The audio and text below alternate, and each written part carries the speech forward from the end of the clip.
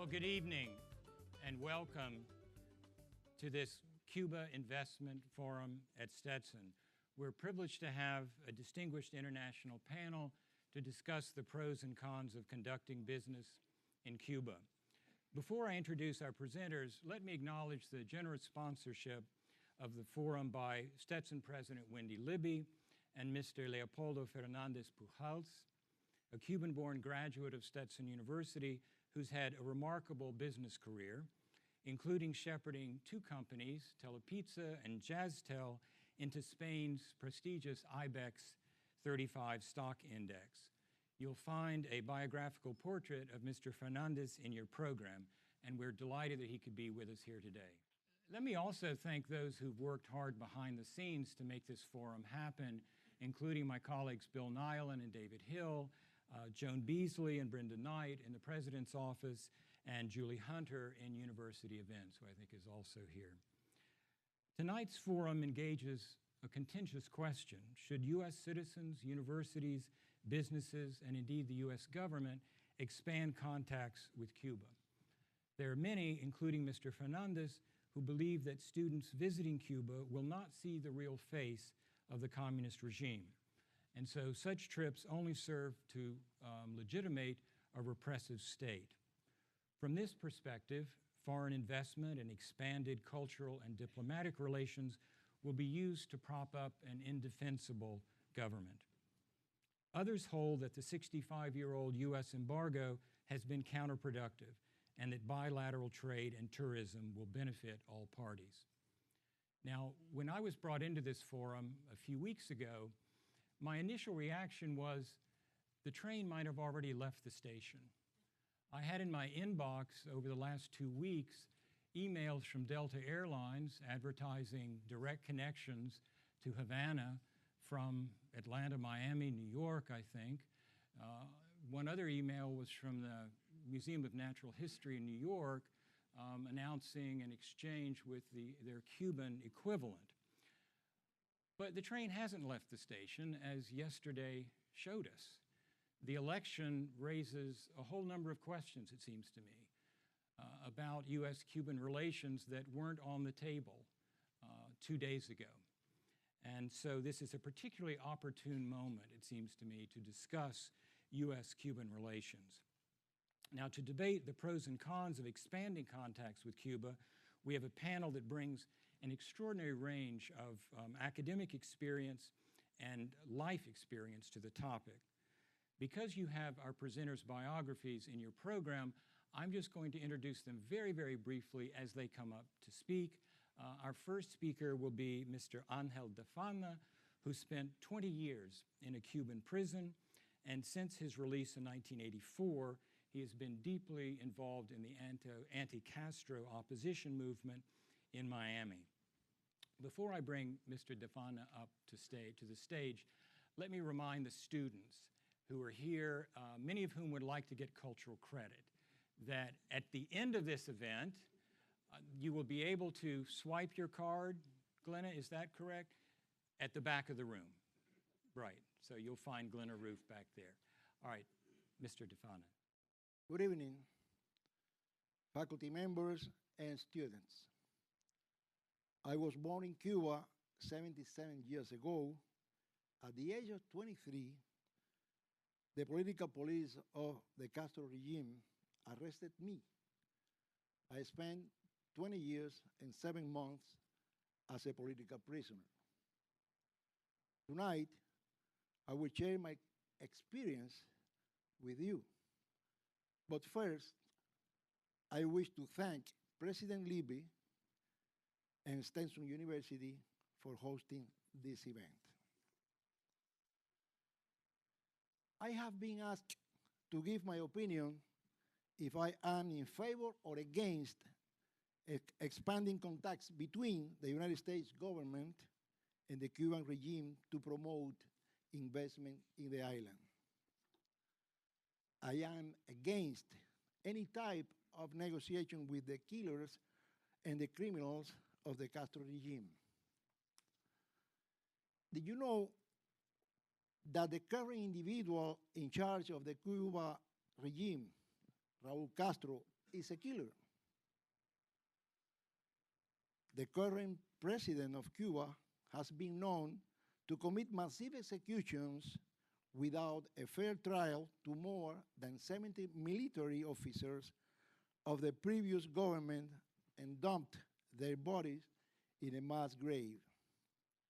Did you know that the Castro regime ordered mixed jet pilots to kill defenseless American citizens of Cuban descent flying in small planes in international waters? In the year 1994, 4 brothers to the rescue were murdered by the Cuban regime in international waters. If you wonder if I had personally witnessed crimes committed by the regime, yes, I have.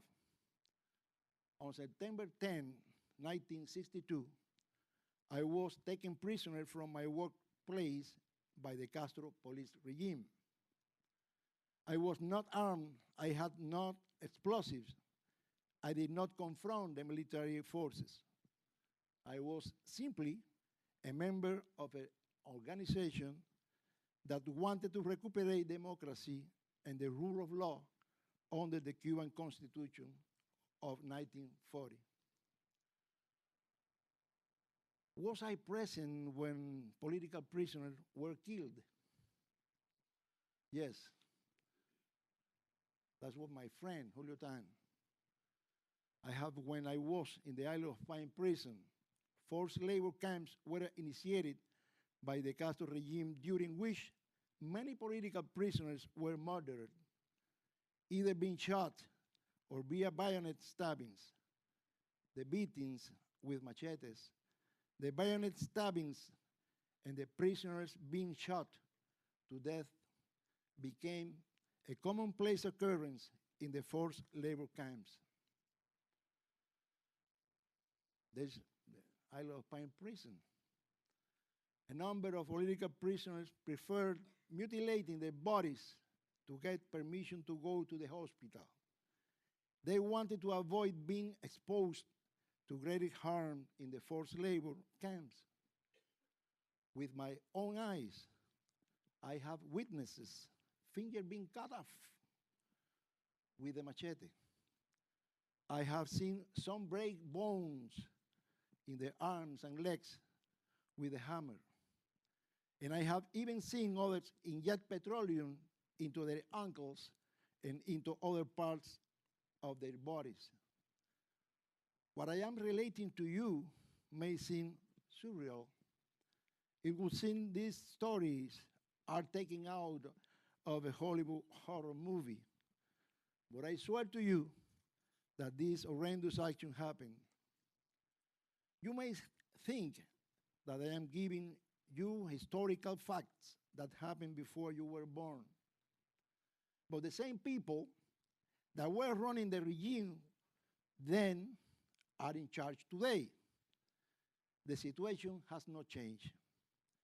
Currently, there are hundreds of political prisoners, and a few of them that were on hunger strikes have mysteriously died. The crimes and the mistreatment of the population continues, but in different forms. There are 2 examples. Perolis Voltaire, a leader in the University of Havana in the 1959 revolution. He died in a hunger strike. One of the lies that Fidel Castro has repeated is that in Cuba there are no political prisoners. The only prisoners are criminals. When in 1967 the Castro regime decided to close the Isle of Pine prison, I was sent back to La Cabaña, where we were ordered to wear the common prisoner's uniform. Some of us did not, so we only wore our underwear. At that time, Castro was beginning to repeat over and over again, there are no political prisoners in Cuba. There is La Cabaña prison. Remember, If you repeat a lie sufficient number of times, it will become a believable truth. If we went naked or with our underwear, we were living proofs that political prisoners existed in Castro's prisons. We do not accept favors from the totalitarian regime, as our principles must remain firm. Some political prisoners went totally naked for months. What do you think was Castro's response? Las gavetas. They tried to force some of us to wear the common prisoner's uniform. Those of us who remained firm were sent to Las Gavetas in San Ramon prison. Las Gavetas were small cells where 6 political prisoners, naked, were forced to accommodate themselves in whichever manner to survive, urinating and defecating on top of each other for days, and in some cases for weeks, without being able to sit down. They were standing for such long periods of time that their ankles swelled to 4 times their regular size, and the pain was excruciating. Could I remember another horrible torture? Yeah, a lot of them. In 1967, more than 100 plantados, myself among them, were sent to Boniaro prison in Santiago de Cuba in tapiada cells. Las tapiadas were 3x6 cells sealed with metal planks in order to maintain the political prisoners in isolation, day and night, for years, without visitation rights, some as long as 9 years. One plantado who survived living in darkness, in isolation with only rats, roaches, and mosquitoes and other unwanted visitors, called this time period the most diabolical tactic to dehumanize any human being. When my 20-year sentence was up, I was resentenced to another 7 months for being a plantado. That is, for not accepting the rehabilitation plan, which would mean negating my ideals and principles. Do you consider a crime if the government confiscated your properties, home, or businesses? If that were to happen to you, what would you think of the people that bought your stolen property? I am sure you will find that unethical and illegal, and you would not like it. For your information, most of the properties in Cuba have been stolen from their rightful owners, and many of them are Cuban Americans in exile. Allow me now to give you some historical facts. It's worthwhile to mention that in the 1820s, most of the Spanish colonies in South and Central America and the Caribbean, except for Cuba and Puerto Rico, were granted their independence from Spain. Consequently, after 1825, Spain was receiving from Cuba annually around 75% of the total revenue from abroad. This fact did not come without abuses. In a similar manner as your Boston Tea Party that ignited the American independence movement in the late 18th century, Cuba, as a colony of Spain, was imposed a decree by the Spanish monarchy whereby the king could buy all the products he desired at the price he dictated. It was not a seller's monopoly, but a buyer's monopoly. It's normal to rebel against a dictatorial regime, whether it is a monarchy ruled by a king or a totalitarian regime ruled by a despotic dictator. In the second half of the 19th century, the majority of the Cuban-born Spanish citizens wanted to be part of an independent nation where its citizens could enjoy life, liberty, and the pursuit of happiness, as it was spelled out by the founding fathers in the Declaration of Independence of this great nation. The independence wars started in 1868 and concluded 30 years later. During 1897, the Spanish colonial forces committed crimes against humanity, resettling the farmers of agricultural lands to concentration camps in order to avoid their collaboration with the insurgent Cuban troops that fought for independence, causing the death of 300,000 Cubans. These abuses were photographed and reported by the Yellow Press in the United States. In addition, the sinking of the battleship USS Maine, anchored in the Havana harbor, provoked the U.S. declaration of war against Spain. 118 years ago, the American Rough Riders volunteered to go to Cuba to fight an oppressive regime. They stood in an honorable way on the right side of history. It is important that I mention the existence of the Teller Amendment attached to the declaration of war against Spain. It stated that the U.S. would not annex Cuba.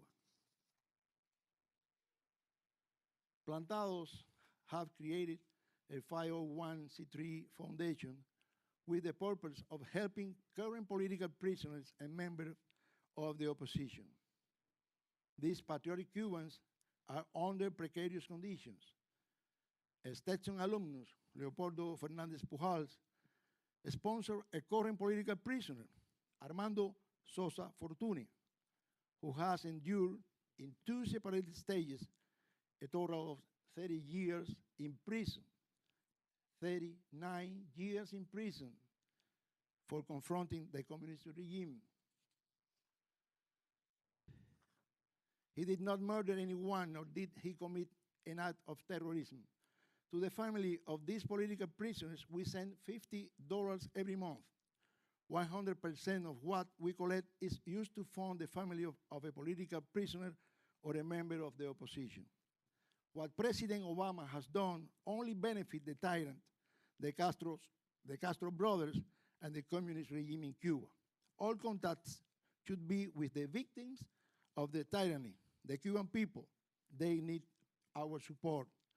We Plantados, Cuban freedom fighters, would like to see the Stetson community stand in the same manner as the Rough Riders behaved during the Spanish-American War, in the right side of history, alongside the Cuban people that are struggling, fighting in a peaceful manner for freedom in Cuba under the rule of law, reestablishing the 1940 Constitution.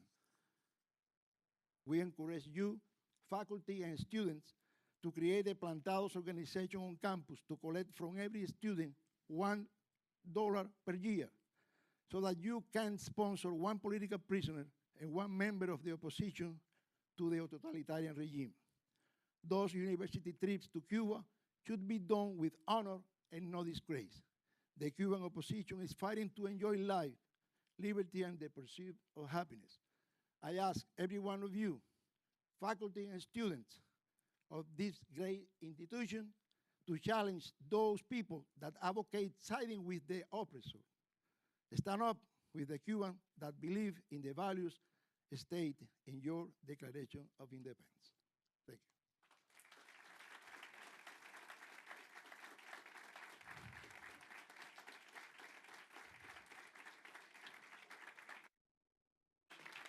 Thank you very much, Mr. De Pana.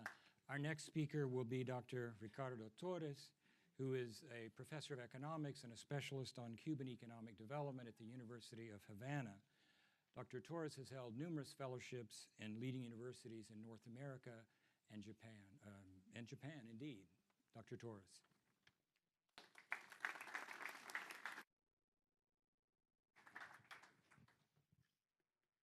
Well, good evening, everyone. First of all, I would like to thank Stetson University and the organizers of this event for the invitation. Um, okay, it's there. So, for full disclosure, I'm a professor with the University of Havana, but I'm here in my individual capacity. So I'm not talking on behalf of my institution or any other institution in Cuba. Um, as the moderator said, I'm an economist, born, raised in Cuba, trained in the University of Havana. I've traveled, I've been I've had fellowships and I've studied overseas as well. Uh, so I'm bringing a perspective from someone who lives in Cuba, who's a professor at the University of Havana, and well, hopefully this will contribute one way or the other to a discussion that we are hoping to have tonight.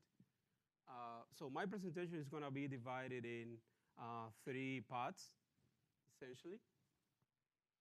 So first of all, I'm going to talk a little bit about how Cuba has changed in this way today in many important ways.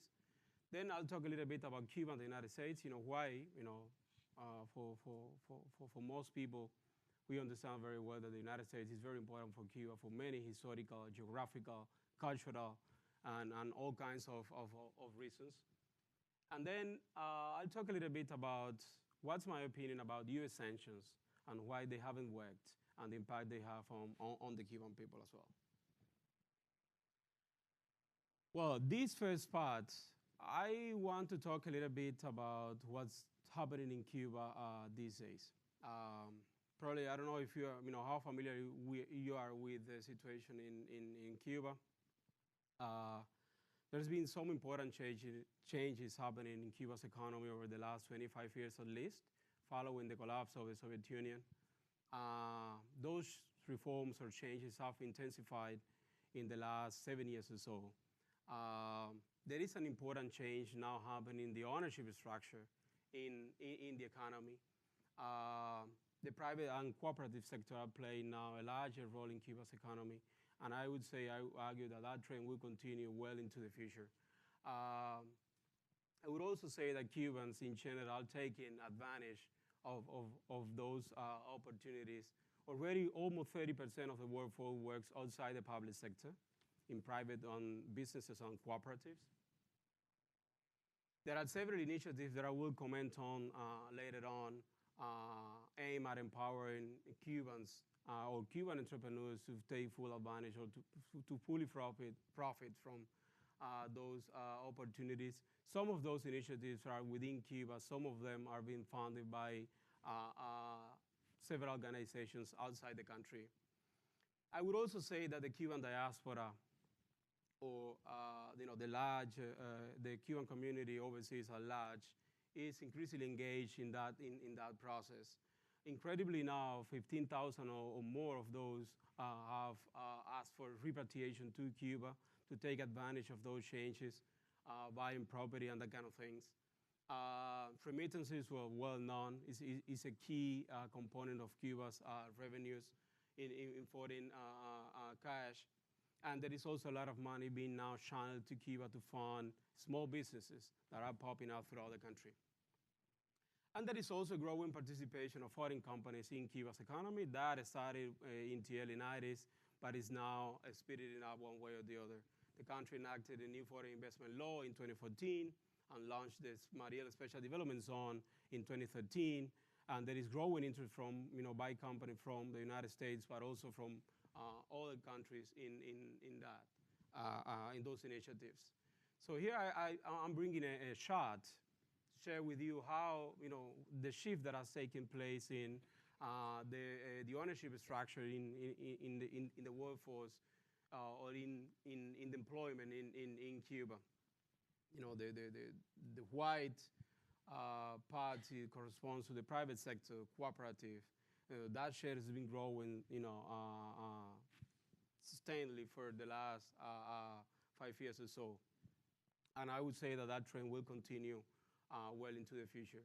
There are several initiatives. You can go to the web. You'll see some of these and many others. This one, for instance, is a sort of incubator within the University of Havana to train people who want to start their own business. They've got German funding, and they're working on that. So these are other initiatives. In this case, these two are more connected to organizations outside Cuba. I think now we are seeing the results of these initiatives in the sense that there is a growing crowd of Cuban entrepreneurs out there, and especially, or encouraging in my opinion, lots of young Cubans trying to jump in and take advantage of these opportunities. The other aspect of this change, which in my opinion is also very important, is the integration into the world economy. So there's been a number of initiatives in the last 6, 7 years aimed at restructuring Cuba's debt with many countries, which has been done for the most part. There is now growing interest by development banks, multilateral in this case, development banks from all over the world to engage with Cuba one way or the other. There was in September an MOU signed by Cuba Central Bank and the Latin American Development Bank, which is the second largest development bank in Latin America, to cooperate with Cuba and eventually to allow for Cuba to gain full membership in that institution. And Cuba will sign soon in December, it is expected, a broad cooperation and trade agreement with the European Union that was negotiated for the last 3 years. Moving slightly beyond the economy, I think it is also important to note all the dimensions of these changes that are taking place in Cuba.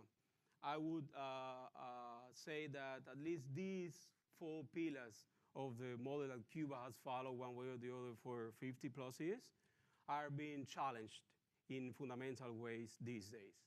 Well, first of all, a political leadership based on charisma or history, that's largely gone and will be done within a few years. Cuba's population is becoming a lot more heterogeneous in many important ways as newer generations form a larger part of that generation. Many of them were born and raised after the collapse of the Soviet Union. So their image about Cuba's socialism or whatever our model is very different. The way they judge success, reality, the way they judge internet, social media, how the country relates with the outside world is changing in many important ways. I have many of them almost every day as my students at the university. So that is also changing significantly. Well, also this component about the existence of sometimes foreign partners that were able to provide Cuba with exceptional, I call it, economic and political support. That's also gone. We know that there will not be a new Soviet Union out there. Venezuela is not even comparable to what the Soviet Union was in the heyday. So it's a completely different situation. And then isolation. Even though it's relative, it's always been relative, but it is true that for a long time, contact with the outside world were kind of constrained for different reasons. I can tell you, well, you can consult the figures. More Cubans travel overseas today than ever before. More people travel to Cuba than ever before. Exchange with the Cuban diaspora outside Cuba and all kinds of things, are in record numbers these days. So I think that's, those 4 are largely gone, and they are having profound impacts, in my opinion, on what Cuba is today and what Cuba will be within the next years. Then Cuba and the United States. I would not like to, I would not like to devote a lot of time to this, but from an academic point of view, we economists, for instance, use models to explain why trade happens between 2 countries. And there are some which are very popular, it's been very popular for a while, called gravity models. Essentially, they say that trade depends on 2 factors, size and proximity between 2 countries. And, well, it's obvious that there are lots of things that would explain that in normal circumstances, trade and all kinds of economic relations will be intense, very intense, as they were sometime in the past between Cuba and the United States. But there is a lot going on already between Cuba and the United States. So we are not starting from scratch in that sense. And this has been in the making for a long time. It's not just after Obama's changes in regulations. As I said, the Cuban community outside Cuba, in the United States primarily, but not only, maintains for the most part very intense links with their families and relatives in Cuba, sending money, stuff of all kinds, and lots of phone calls, as you can imagine, almost on a daily basis. And now they are playing an important role in channeling, again, funds for those new ventures in Cuba. Well, U.S. sanctions on Cuba. I would highly recommend this paper by 4 authors. Came into light in 2009. They essentially made a broader study about what are the factors or the key factors explaining why some sanctions work and some others don't. And they found out that there are at least 3 things that sanctions will need to comply with in order to be successful. Well, they need to be multilateral in the sense that a large number of countries, sufficient, shares and enforces those sanctions. That the target, in this case an economy, a country, is extremely economically vulnerable. And then, very important in my opinion, that those sanctions should have a modest and limited goal. It will take me a long time to go through, to examine U.S. sanctions through those lenses, but I would say that U.S. sanctions have never met those criteria. It hasn't worked so far, and frankly speaking, I think it's unlikely that it will work anytime in the future. Then, what about sanctions on the Cuban people? Frankly speaking, I think the largest burden of those sanctions are on the shoulders of ordinary Cubans, not the government. I'm an ordinary citizen in Cuba, an economist, a professor at the university, and I think it's hard to argue that a country the size of the United States, so close to Cuba, maintaining a full embargo on the country would not have an impact on the life of ordinary Cubans on a daily basis. And more importantly, I've just about to publish a paper on that. Those sanctions have often interacted with the flaws of the own system, of the Cuban system, reinforcing that vicious cycle of punishment upon the Cuban people. Then also, I think it's been always a natural and useful argument to justify certain policies and decisions as they strengthen the hardliners and the conservative in Cuba as well, arguing that there is a powerful threat out there, a big threat coming from the United States. So it means that we have to take some extraordinary measures. And more importantly, in my opinion, U.S. interference in Cuban affairs also taints substantially legitimate actions by moderates in Cuba that try one way or the other to change the state of things in the country. Because it could always be argued that they are doing that on behalf of the United States governments or on behalf of organizations working outside Cuba. By the way, I think it's also important that Cuba and the United States share a long history, which hasn't always been good, not only after '59, but even before. And that has created a sentiment among the majority of the Cubans against foreign interference in our domestic affairs. So anything that strengthens that, I think, is bad for, again, legitimate actions by lots of people in Cuba. Perceptions as of today. Well, I'll show you some numbers of polls of different organizations.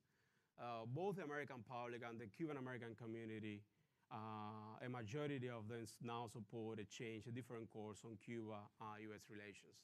International opposition has always been very high to those sanctions, but I think it's now one of the highest points in history. The America Summit was almost derailed by Latin American governments and not only from leftist governments. This is important to note. If the United States didn't allow Cuba to attend that summit. Well, the UN vote has been already like it is a classic in the General Assembly. This year, even the U.S. abstained in that vote for the first time. Then there are all other practical implications. You know, I don't think bringing Cuba to the brink of collapse it is a good idea from a U.S. perspective either. Intelligence, military, and diplomatic community all supports a sort of gradual transition in Cuba rather than a radical shift.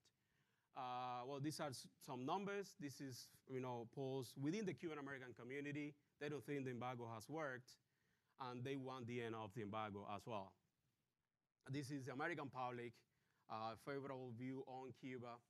These are others. This is American public as well, favoring diplomatic relations, favoring ending the trade embargo. This is another poll. They also favor diplomatic relations and ending the trade embargo. So, last slides. If we've got a chance to have a better country in Cuba, one that is more prosperous, freer, tolerant, democratic, I think it would be a lot easier with the United States on board rather than otherwise. I think contact exchanges of all kinds with the outside will help to inform people to make better decisions about political alternatives. More economic opportunities are also important. I'm very concerned about the life of ordinary Cubans. In that sense, many of them face economic hardship on a daily basis. And I think it's really up to the Cubans to decide their future. Again, I think it will be easier and less painful with the United States, but it will happen anyway. That's my opinion. Thank you. Our next speaker is Mr. Mauricio Claver Carone, who is a journalist, radio host, and executive director of Cuban Democracy Advocates. He's a widely quoted critic of concessions to Cuba made by the Obama administration. Mr. Claver Carone. Is the microphone working? Can everybody hear me? All right. Thank you so much for having me here. And thank you so much for inviting me to Stetson, despite the fact that I'm a Rollins graduate. I know there's one other Rollins graduate in the crowd, so at least we're not completely in the minority.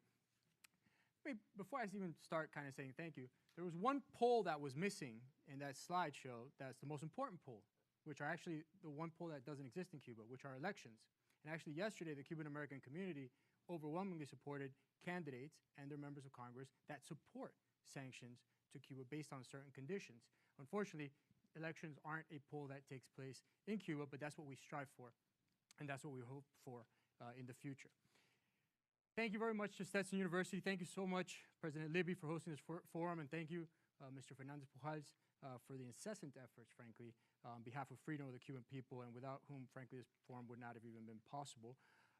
As I mentioned, my name is Mauricio Carone. I'm the Executive Director of Cuba Democracy Advocates, which is a Washington, D.C.-based nonprofit, nonpartisan organization dedicated to the promotion of human rights, democracy, and the rule of law of Cuba. My colleague, Angel Defana, my friend, has given you a summary of the history of Cuba, its challenges and achievements, culminating with the tragic events, including his very personal history and sacrifice that unfolded under the current dictatorship. So I'm going to focus on the consequential issues that are today surrounding doing business in Cuba and with Cuba's regime, as well as U.S. policy towards Cuba. Let me just start off with a plain fact quote. Cuba is the most militaristic dictatorship in the history of Latin America. Let me explain. From Argentina's Juan Manuel de Rosas in the 19th century to Chile's Augusto Pinochet in the 20th century, Latin America has seen no shortage of military dictators wielding control over the political and security apparatus of their respective countries. Cuba's General Raul Castro is no different in this regards.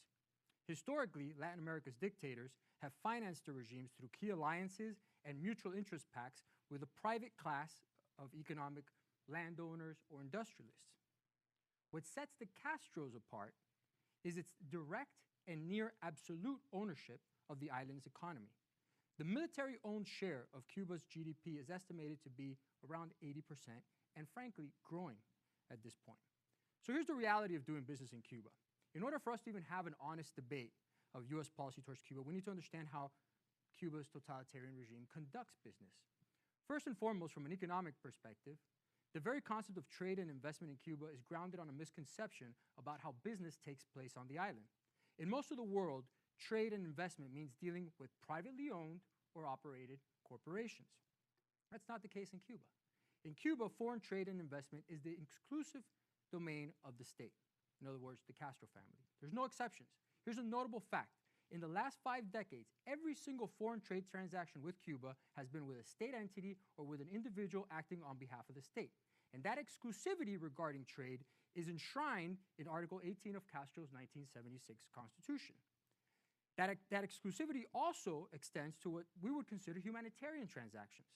Since the passage of the Trade Sanctions Reform Act in 2000, nearly $5 billion in U.S. agricultural and medical products have been sold to Cuba, because there are exceptions for humanitarian sales.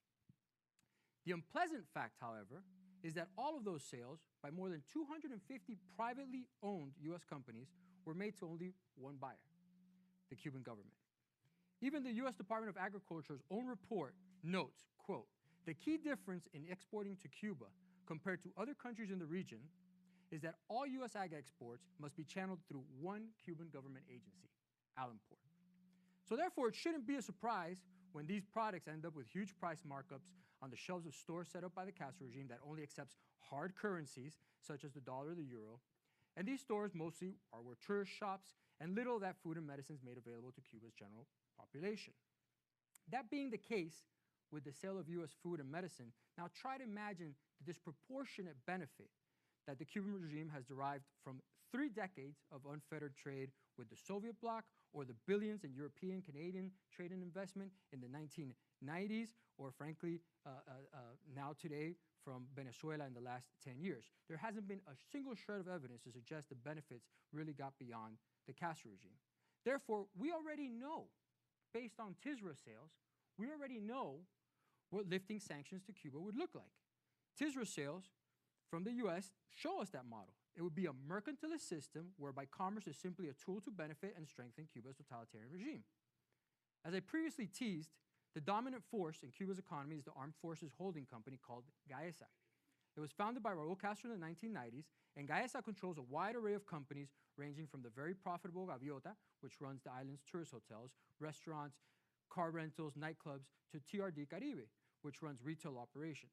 In plain words, Gaesa virtually controls every economic transaction in Cuba, making it by far the most powerful company in Cuba's totalitarian-controlled economy. And it's run by Raul Castro's son-in-law, General Luis Alberto Rodriguez López Callejas. Gaesa also happens to be the largest hotel company in Latin America. It controls more hotel rooms than the Walt Disney Company. Think about that. Thus, every tourist that stays at Cuba's Hotel Nacional, that drinks mojitos at Floridita, that catches a show at Tropicana, have one thing in common. They're contributing to the Cuban military and security services bottom line. By the way, these are the same armed forces that had held last year a U.S. Hellfire missile for nearly 2 years, that were recently caught twice internationally smuggling heavy weaponry, including the worst violation ever of UN sanctions to North Korea, that oversee the most egregious abuses of human rights in the Western Hemisphere, that are subverting democracy in Venezuela, that export surveillance systems and technology to countries in the region, that welcome Russian military intelligence ships to dock at their ports, that share intelligence with the world's most dangerous anti-American regimes, and of which 3 senior Cuban military officials are indicted in the United States by U.S. federal courts for the murder of young Americans. That's who owns these companies. Surely, as you've heard today, we're going to hear about the so-called self-employment sector in Cuba, what was previously shown as the private sector in Cuba. First of all, the self-employment sector in Cuba represents a very small part of the island's economy, and it's important to understand its natures and limits. During economic crises, the Castro regime typically authorizes a host of services that Cubans can be licensed to provide, keeping at least a portion of what they're paid. Private enterprise, as we know it, implies private ownership. Yet Cuba's self-employed licensees have no ownership rights whatsoever, be it their artistic and intellectual outputs, the commodity that they produce, or the personal service they offer. Those same licensees have no legal entity. They have no business that they can transfer, that they can sell, or that they can leverage. They don't even own the equipment essential to their self-employment. More to the point, the licensees have no right to engage in foreign trade.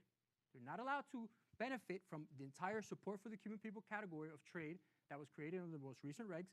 They're not allowed to do so. So one way or another, these self-employed licensees continue to work at the mercy of the state. And when the state decides that such jobs are no longer needed because they get out of their current economic crisis, then they're shut down without recourse, as wide gamuts of the Cuban self-employed movement is happening right now. Look, a central tenet of capitalism is the recognition of property rights, and it's precisely such rights that the Castro regime avoids through this distorted licensing models, which some like to call the private sector, but it's not.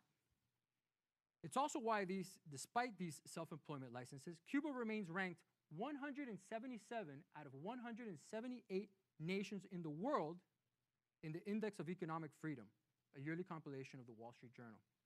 Only North Korea is considered less economically free. So it's not by coincidence, and I always say, it's not by coincidence that the Magna Carta preceded the wealth of nations, not vice versa. If you don't have private property rights, if you don't have a law, if you don't have recourse, you have no business, you have no capitalism. So look, Cuba's a totalitarian dictatorship where all business decisions are based on the political and control-based calculations of the Castro regime, not on market forces. If the Cuban people enjoyed property rights, if they were able to establish their private businesses and were allowed to freely partake in foreign trade and investment, then my remarks here might be different. But that's not the case today. Right now, it's a funnel. No one is against change. You know, change is a noun, change is a verb. I like change, but change is not a policy. Moreover, I'm all for change, but that change should be for the better. Over the last 2 years, President Obama's policy of unilaterally easing sanctions has broadly proven to yield counterproductive results. Since then, we have seen political arrests in Cuba intensify, with this year expected to be over 11,000 political arrests. To put that in perspective, when President Obama took office, it was about 2,000. So therefore, they've quintupled over the last few years. There's a new Cuban migration crisis, the worst Cuban migration crisis since the 1994 rafters crisis, when over 50,000 Cubans risked their lives coming overseas. Unfortunately, that demographic shift, the young people in Cuba are all fleeing. They're all risking their lives to go out for a better future because they're not getting it in Cuba. The military monopolies that I previously mentioned are displacing self-employed workers. Professor Torres was right. From 2007 through 2014, until President Obama made his changes, self-employment in Cuba, those licensees were growing. And then they stopped. Why? Because then the regime and its military monopolies wanted to take control of all of that commerce and funnel it through state entities. And what's happened since then? It's leveled. There's now negative growth in those self-employment licensees, and we're seeing a crackdown on them. Religious freedom violations have increased tenfold, according to the London-based NGO Christian Solidarity Worldwide. And democracy's regional foes have been emboldened. See what's happening in Venezuela.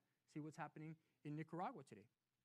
Moreover, as part of this deal, let's remember that Castro reneged on the release of political prisoners and visits by international monitors, including the UN Rapporteur on Torture and others, which was supposed to be part of this deal. So you may ask, what do these facts and figures on political, civil, and economic rights have to do with trade in Cuba? And the answer is everything, because the Castro regime is the only client business partner for foreign companies in Cuba.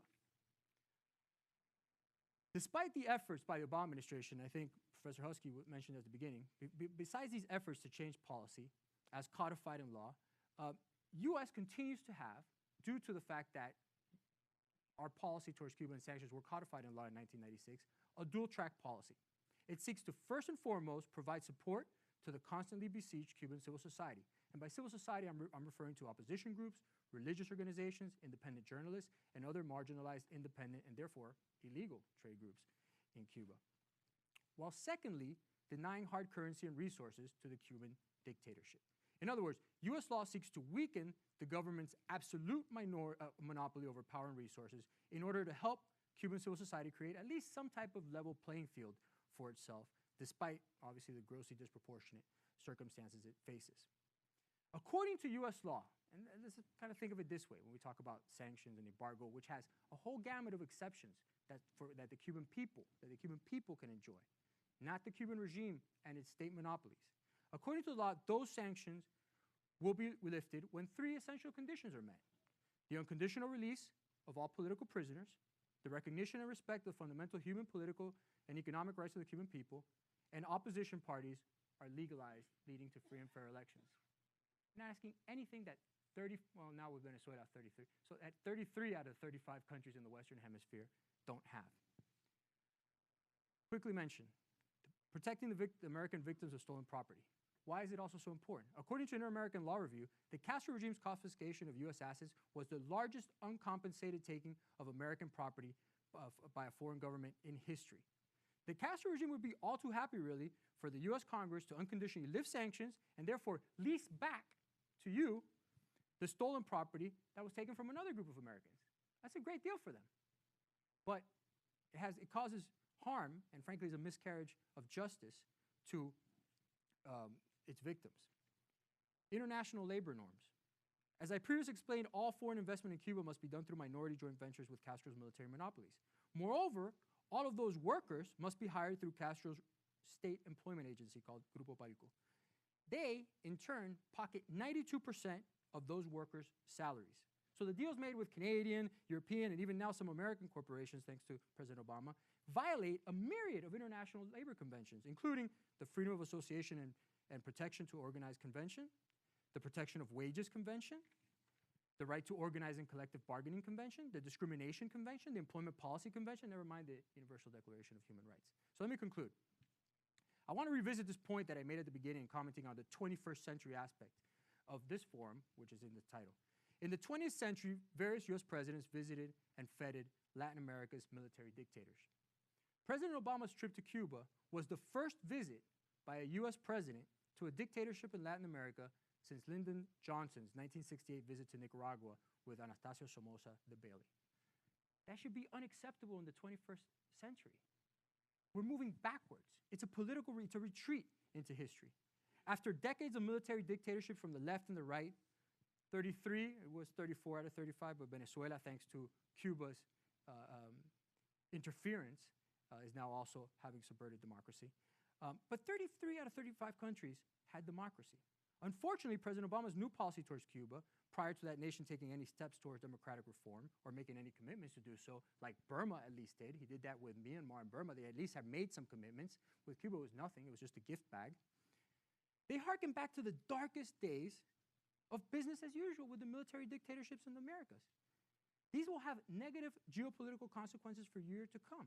Therefore, rather than legitimizing the sole remaining military dictatorship in the Western Hemisphere, the U.S. should be focused on celebrating the advancement of democracy in most of the remaining others. It should embrace a new generation of democratic leaders in Americas, rather than emboldening the regime of General Raul Castro, his heirs, and military cronies.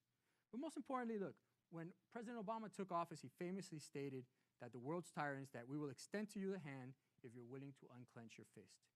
And that turned out to be a lie, because President Obama extended his hand, left it extended, and as political arrest and repression in Cuba have intensified throughout the last 2 years, have left it so. So finally, for the economic side, there's many theories that you're going to hear. There's many estimates of how much more money one sector can make from another, conducting business with the Castro regime if U.S. sanctions are lifted, eased, or whatever. But those theories have to be weighed with serious factual considerations. They need to be weighed based on the troubling structure of Cuba's business entities, the military monopolies I mentioned, its beneficiaries, the Castro family and its regime cronies, the rights of the victims, both Cuban and Americans who had their property stolen from them, and whether such practices are in the U.S.'s national interest. Those are important considerations. Our final speaker is Dr. Emily Morris, who is an expert on economic policy and performance in Cuba and the Caribbean region, and who's worked at University College London and the Economist Intelligence Unit. Dr. Morris.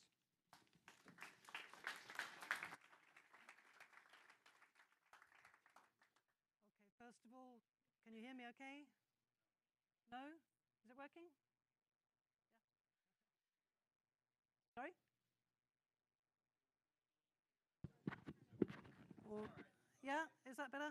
Is that better? Yeah, because I know that my voice is quite weak, and also my accent may not be familiar to a lot of you and quite difficult to understand. So anyway, first of all, I'd like to thank the people, the organizers of this meeting, very much indeed. I think it's a very interesting meeting. It's very good to bring people together, to have a conversation in the same room, and I think it's a very positive move, and I'm really glad to be here. Secondly, I'd just like to explain myself a little bit more. What am I doing as an English person looking at Cuba? My background is that I was given Cuba, among other countries, when I was working in the Economist Intelligence Unit, where I started in 1995. And the thing about the Economist Intelligence Unit is that it does every country in the world, every single country in the world. And so my job was to try to look at Cuba within the same methodology, if you like, as we use for other countries of the world. And so what I had to do is to look at what's going on, to analyze whatever data I could get hold of, to do a country forecast, a forecast of what was going to happen to the economy in the next 2 years and 5 years. And then while I was there, they extended it to 20 years, which was, I mean, you know, when they first told me that I had to forecast, I'd been an academic economist before then. I thought this was a bit of a strange thing to do, but the discipline is actually, I think now, a very interesting one to do. It forces you to look at what is the trajectory and where are the turning points in the economy and in economic policy and in society. And so it's a very useful discipline to do. And so it was a challenge. It was always a challenge to do Cuba. And I ended up doing Cuba for more than 10 years for the Economist Intelligence Unit. And it involved going there once a year, negotiating meetings with people who are making policy in the various ministries, getting to know people outside. Over the years, I've got to know people in many different walks of life, a lot of academics that I've spoken to. So I've spoken to a lot of academics and technocrats over the years. And so what I'm giving is a kind of a view, the numbers that I collected, that's the most part of it, and then some final words on where I think the trajectory is, which is a very difficult moment to do that. So in terms of the structure, of the talk very quickly, and I hope to do it within time. There are two halves of it. The first one is just looking at the Cuban economy today. But in order to do that, I'm looking at recent economic history. So I'm trying to look at the trajectory, where it's going, where it's come from. And then say some words about the current structure and what the policy is. We've had some words already about that from different perspectives. And I'll give my own perspective to throw into the ring. The second part, very quickly, the impact of U.S.-Cuba relations on the Cuban economy. I'm actually going to say less about that because I think that the trajectory that I describe will kind of give the answer to that question. And then I'll talk very briefly about what I think the future scenarios are. How would you forecast where things are going if you're doing Cuba? And then that's really always open to discussion. There is no right answer there. Okay, so if we're going to look at the Cuban economy, I've got some charts. I've got 4 charts, basically, which I'm just going to talk to. And the first one is recent economic history. I take the date, year 0 is the year when the Soviet Union collapsed. And that was the point when the Cuban economy stopped, it sort of emerged into the global economy. Yeah? It lost its shelter from the Soviet bloc and suddenly became, part of the rest of the world. And of course, it was devastating because Cuba had been quite heavily dependent on the Soviet Union. So if we look at what happened to this chart here, this is import capacity. This is actually it's imports, total imports. And what happened here in the crisis, I've got a thing here, of course, is this devastating decline in import capacity of Cuba. So this was a moment where Cuba sort of had to face the world, and they had the collapse. And since then, you've had a rise in import capacity. That's the picture over the whole period. And you can see that it's more jumpy in the final period, and we'll talk about that in more detail. And then if you look at the real GDP, that's the trend it's taken. So it took a decade and a half to get to GDP level, which was the same as what it was in 1990. Now, these figures are, of course, contested. Particularly in the early years, how do you estimate GDP when you have a discontinuity of that degree? is actually very difficult, and it was difficult for all of the transition economies. The structural change was so deep that it's a difficult thing to do. But if you look at the kind of relations, you look at the proxies and you look at the various ways of estimating it, you say that that's kind of in the ballpark of where it was. It seems to fit with energy consumption and weight loss and the other variables. So that's the picture. That's the story over the period. If we look at I think the next chart is looking at the growth rate. So this is each year what the growth rate was in percentage growth of GDP. So you see the collapse, post-Soviet collapse there. And then you see, so I'd say that that was the first period. The second period actually lasts all the way from the mid-1990s to around 2008, which is you have a recovery, you have growth, but it's a recovery which is very much enclave-driven. So most of the economy was still grinding along at this terribly low level. The salaries are still low, but they were very, very low. So the special period, people talking about special periods still existing. And so you had nickel, you had tourism growing, and then finally you had this bit of a boom when the Venezuelan, the Chavez-Cuba agreement was signed in 2004, and you had an acceleration there. So that's the kind of picture of it, sort of enclave-driven economy bumping along on absolute minimums. And then you have the period of Raoul's reforms, or since Raoul got in. And you can see that the GDP growth rate during that period has been very low. It's been more smooth, but it's been very low. And this is an interesting thing. Something different has happened since 2008 in terms of the structure and what's driving the economy. And we'll look a little bit into that, I think, in the next slide. Okay, so Raoul's reforms, and I've listed, I don't think you can see this, too low down, the elements of Raoul's reform. There's retrenchment in the public sector. There's liberalization to a certain extent. There's debt renegotiation. There's reserves accumulation. We don't have any data on it, but the data that we do have and the way we put together the data, it appears that the international reserves have been increasing. And then there's a promise of currency reunification, which has never materialized. Okay, so that's the GDP drivers. And if we move on, this is the underlying factors that are causing that. You will tell me when 5 minutes is, yes. Because this is quite a complicated chart. Well, it's quite an involved one. It's got very many different elements. But I think it's very revealing.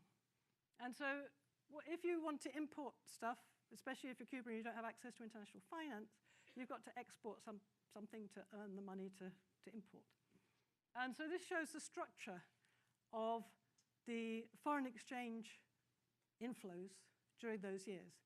Now, this is the part of the data which is the most reliable in Cuba, because foreign exchange spending and earnings is in foreign exchange. You don't have the problem of the exchange rate. Trying to measure things within the domestic economy is much more difficult. So looking at the way the external economy works is actually the way to kind of understand what the drivers are from the outside. So anyway, so starting off in 1990 with the commodity that was the most important one in 1990 is sugar and sugar products. And you can see what happened there. The favorable prices that disappeared from 1990 to 91. Sugar production then collapsed because they couldn't afford the inputs, and so sugar collapsed. So that's sugar, and we'll go through them. The next one is tourism. So tourism explained a large part of recovery, particularly in the 1990s. Then there's minerals, nickel. And you can see the impact of the nickel investment plus the rise in nickel prices. Then you've got medicines, not very apparent at the beginning, but just beginning to become significant and actually now matching nickel. And then you've got oil products, nothing at the beginning, suddenly rising with the opening of the Cienfuegos oil refinery in 2008. Tobacco products, very famous, but not doing all that much. Other goods, are they actually there? No. Where are they? Other goods are not appearing. Oh, there they are. Oh, no, I've got several now. Anyway, the other goods are not very big, which was trying to show you that, that diversification has not really happened. So there's other goods, and there's services other. And the services other includes the Venezuelan doctors, and other doctors. And you can see that they rose from 2004 to 2008. And then this explosive growth there is actually the price, because the price was linked to the oil price. And so you have a doubling in the oil price, you have a doubling in the earnings, which means that the estimates at the end are very faint because we don't actually have any figures. And so those are estimates, I think they've probably narrowed further. So there's been even more of a decline there, which is matching the cost of oil import. Finally, you've got remittances. Significant, but not dominant, I think is the important thing there.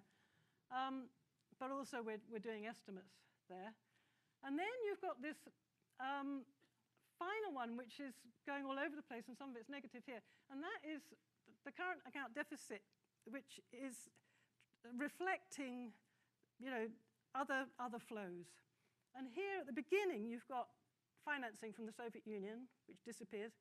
By here, they're using up the international reserves. Here, there's a little bit of foreign investment coming in. Here, they're using a large amount of reserves in 2008 when they had 3 hurricanes. And then now, you've actually got accumulation of reserves. So it's negative because what's happening is that money is being put away as reserves. So that's what's happened under Raul. Okay, well, it's actually gone very quickly. But it gives you an idea. And this, I think this final period is an interesting one, because if you look at the final line, this is total imports. And what you've got is imports and export earnings matching each other very, very closely for a very long time. What they earned, they spent. And then suddenly there's a divergence between the two. And this, under Raul, is what I believe is his servicing debt, repaying debt, and building up reserves in anticipation of an attempt to try to unify the exchange rate. So there's the disappointing growth under Raul, I would argue, is largely because although nobody's published the figures, there's no transparency, it's not been declared, but if you add up everything else, you see there's a gap there, something's happening. And the debt situation is changing. Okay, so finally, just then to quick, and then, the other thing that you have to notice is that the exchange rate, this is the first black market, and then the, what they call the unofficial exchange rate, which is legal but unofficial. And you can see what happened over the period. It collapsed, and then it recovered there was a kind of stabilization program, but now it's done nothing since. So we've had this terrible situation in Cuba where this line here represents how many months, it's on the right-hand side, you have to work in Cuba to earn the equivalent at that exchange rate of $100 a month. So it went up to 50 months, it's now still 3 months. So that means that the Cuban wages, the measurement of the value of the Cuban wages is not, this doesn't measure exactly the purchasing power value of Cuban wages, but it shows that the problem of the Cubans having very, very little to spend apart from what they can buy as subsidized rations and so on, is very, very little still if you're on a Cuban salary. And that's the situation that Cubans are in. So that's the periods, so I'm going to move on to the end. So the next question is Cuba reopening? And I think that what I've demonstrated with the trajectory is that Cuba's external accounts have completely changed. All right, there's been, it used to be sugar and finance from the Soviet Union, and now it's a lot of other things. The Venezuelan thing is a big thing, and therefore Cuba's very vulnerable, but it's not the only thing that's happening. And if you look at the maps of shipping lines, many, many years ago, of course, Havana was always a trading nation. And now, since, I think Ricardo mentioned it, the opening of the Mariel port, Cuba is actually ready to start again to be opening out to the world in terms of shipping and so on. So my view, and I'm going to skip this slide because Ricardo talked about it, the effect of U.S. Cuba changes. These are the things that have been covered most in the press.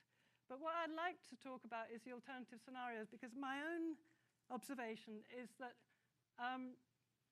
the way the trajectory goes, if nothing more happens, there will be slow growth in Cuba, there'll be reform and restructuring continuing, despite setbacks, creating new innovations, challenges, and debate. And the debates are there, the process of change is underway. It may be very, very slow, it may be very, very controlled, but the control cannot hold because the young generation is changing. a greater opening, I think, the greater the opening, the more change there is, and the more tightening there is, the less change there will be, and the more there'll be a clampdown, because basically it's like a siege mentality in Cuba. The United States is clearly a lot bigger than Cuba, and the Cubans have this siege mentality. And I've witnessed it when I'm talking to academics and technocrats and so on. I see this happening. I've seen it happening. So I think it's important to notice this Mariel port. Important to notice that the economy is changing. It's on a trajectory. And in fact, I think that what the US does is now actually less relevant than it's ever been before, because Cuba has now opened to a lot of other countries. It's not as dependent. The technology, it has internet, it has international routes. And so actually the leverage of the US is less than it was before. But nonetheless, it does have an impact. So that's my perception, and I'd be very happy to talk about it and argue and fight.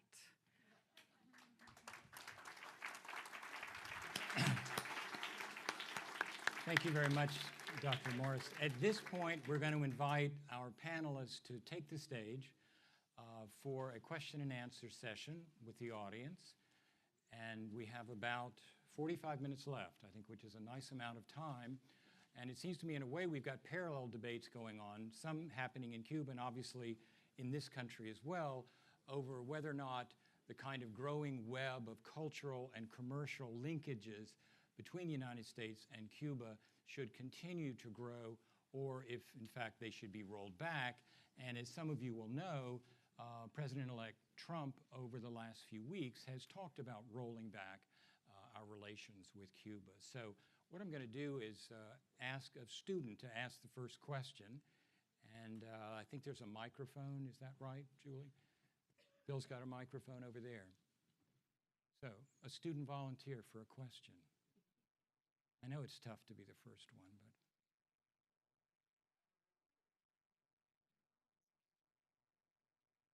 No question, no credit.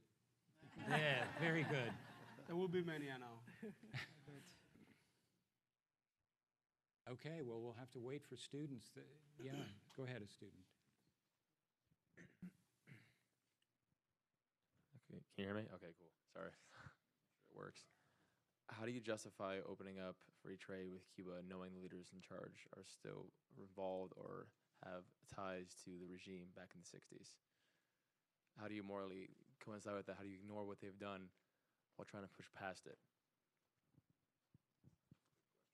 Whoever wants to take that, I assume it's for either Dr. Morris or Dr. Torres. Well, it's actually a very good question, because probably that will give me the opportunity to talk a little bit about something that I couldn't say during my presentation. Now, let me be clear and frank about this. Believe it or not, I've been trained as an economist, and essentially mainstream economics, neoclassical economics. I believe in markets and private ownership, or whatever you want to call it. I think one of the key things here is, how do we want Cuba to move from today to something better into the future? Clearly, there are several alternatives here. I've got my own opinion on that. I live in Cuba. Like Emily, I've witnessed, or I witness almost on a daily basis, that siege, under siege mentality. I don't think isolation will play in favor of the Cuban people. It hasn't worked. I don't see Cubans moving into a different direction out of isolation. This is the internet age. This is the social media age. I'm seeing already in Cuba, I mean, it's been in the making for a while, the impact of increased engagement with the outside world.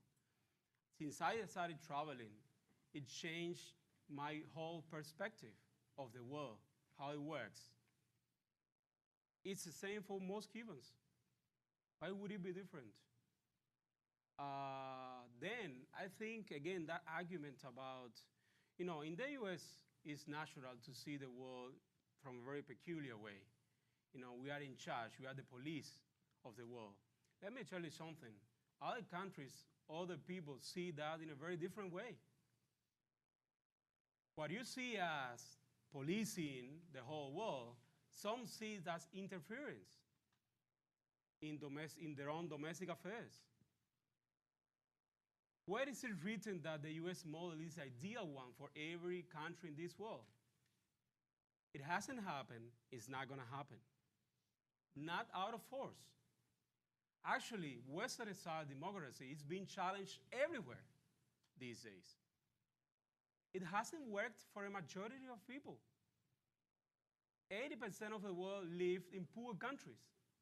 If capitalism and private ownership were the solution to all of those problems, the only poor country in the world would be Cuba and North Korea. That's not the case. There is private property in Honduras. It's being swept by gangs, drug dealers, and all kinds of things. I don't see the U.S. imposing an embargo on Saudi Arabia. That's an absolute monarchy. All the money of the country goes to the royal family there. I don't see a discussion in the U.S. about imposing an embargo on Saudi Arabia. Why? Because this is not about human rights. This is about economic interests. The U.S. cannot afford to put an embargo, to enforce an embargo on Saudi Arabia. Moreover, Saudi Arabia is an ally of the United States. That's what actually protects Saudi Arabia from having an embargo. It's not the concern on human rights. Cubans don't buy that argument. Whatever problems there are in Cuba, let's talk. Let's engage. Again, if there is a solution for all of our troubles and challenges, it's through engagement. I don't see any other way, frankly speaking. When people talk about migration, when it is about Cuba, Cubans are fleeing from a dictatorship. What about Hondurans or Mexicans? Why is it different in Cuba? People just want a better life. So there is a lot of politicization of all of these issues. So I think that, my actual opinion is the embargo only exists today, or whatever U.S. sanctions or policies, because the U.S. can't afford to have an embargo on Cuba, because Cuba is a tiny economy. It doesn't matter, really. It would not create a tsunami in the United States if you maintain that embargo. But you cannot afford an embargo again on Saudi Arabia or on China. What about China? It's also ruled by a communist party. Censorship, internet censorship in China is a lot worse than it is in Cuba. What about considering an embargo on China? Can I address also? Yeah. So, I mean, look, first and foremost, what we're talking about here, two wrongs don't make a right. And I don't think we've seen, through decades of trade and investment with China has yet to become much more democratic. Foreign policy in the United States is done, that's why it's called geopolitics. It's done based on regions and every region in itself.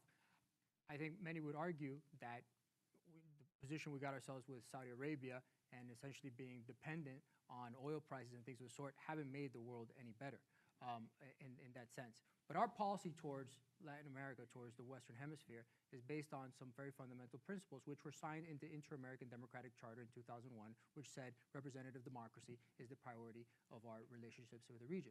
Now, the difference here is, it goes to your question, is that in Cuba, all foreign trade has to be done with monopolies owned by the Cuban military and by the Castro regime. Now, here's the difference here. If we thought, if the argument is to be, now, the argument the professor's saying here is that that's not a bad thing. And actually, if China was the leader of the world and we all lived under the China model, the world would be greater. I frankly thank God for the leadership of the United States, that neither fascism or communism rule the world, thanks to the leadership of the United States. And we should want the United States to be the global power and not essentially a China model, because none of us would be any better off for it. But that being said, the notion that somehow doing more business with monopolies are going to weaken monopolies is illogical. If not, we wouldn't have antitrust laws. This would be the United States of Rockefeller. You know, we just keep doing more and more and more business with these monopolies, and somehow they're going to blow up on themselves. It doesn't happen. That's illogical. In the case of Cuba, what is the difference also with China and Saudi Arabia, et cetera? Well, it was that it was also the largest theft of American property by a foreign government in history. That was the original cause of this policy. And for all the reasons I listed before in the remarks, you know, those are reasons why we shouldn't be encouraging business with these entities. There is nothing, and I think we need to clarify this, there is nothing in U.S. law that prohibits private individuals from engaging in transactions with the United States. That has always been exempted in law. What the president did with the support for the Cuban people category and the regulations in the last 2 years has always been exemption in the law. The problem is the Castro regime demands that it all has to be funneled through its monopolies. Now, the question then becomes, are we going to acquiesce to that blackmail or not? And I don't think it's in our policy interest to do so. Mr. DeLand. Yes. I have to think two things. I have to say two things. One of them is I'm tired to hear about the economy of Cuba with the Soviet Union and with the Venezuela government. It's the only way the economy of Cuba can be high or be slow when had a power to support the government. I am tired of that. I want the Cuban people to be in charge of his economy, to work, to create riches. That is why I want. Not to depend on the Soviet Union or depend on the Venezuela government or depend on the United States. No, no. I want the Cuban people to create riches and benefit of all over the people. The other one I have to say is about the isolation. Okay? The United States imposed an embargo about Cuba some time ago, but in those years, the Cuban government, as a unique employer, the unique investment, the unique way, whatever, all of them, have commerce with Spain, with Poland, with the Soviet Union, with Great Britain, with Italy, with whatever country. Okay? Whatever country. And about the embargo didn't work. The isolation is a bad idea. What do you think if the United States or whatever country invest in South Africa when Nelson Mandela was in prison, when there was an apartheid regime in South Africa, and not only in the United States, all over the world imposed an embargo of this criminal regime? That is what, the same thing. There is it's a moral thing, an ethics thing. That is why we support embargo. We support not only the United States, the other countries to support the Cubans that are fighting for its freedom. Yes, certainly, Dr. Morris. Just very briefly, I mean, it's a good question and an interesting one. Is that, I think I have to say one thing. As a British person, we were all kind of relieved and very surprised and amazed when the peace came to Northern Ireland. Okay, the slogan there was no surrender. Neither side would surrender ever. And finally, after bombing each other, after bombing people in pubs, after all sorts of atrocities, they finally talked to each other. On one side were people who had been, members of Sinn Féin, the political wing of the Provisional IRA, which had been doing the bombing. Okay, you can't reach peace from formerly warring sides without having to move on from things that have been done in the past. That's not possible. You have to. That's how you make peace. So I think, that's the first thing to take into account. And the second thing is engagement is working, has been working. I've seen it with my own eyes. I've seen it over the period. I've spoken to the people in the various embassies that have been there for a long time and working.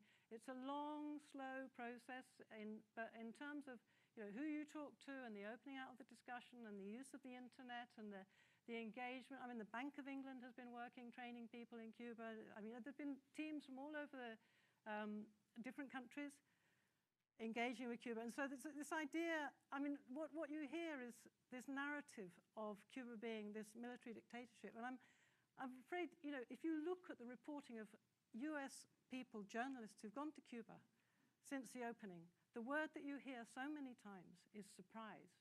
It was not what we expected. Okay, so you have a narrative which is not actually reflecting what's going on the ground. And so I think it's really important to engage like this and to have discussions. And I think the accusations, in a way, you need to take them away from the passion and put the allegations on all sides and put them next to each other. And as students, I think that's Cuba has all of the debates that there are in terms of what is human rights and what's democracy and what's a dictatorship and all the rest of it. And you need to look at the reality and the trajectory of those things to try to see whether engagement has benefits. And I believe that it does because of what I've seen in Cuba.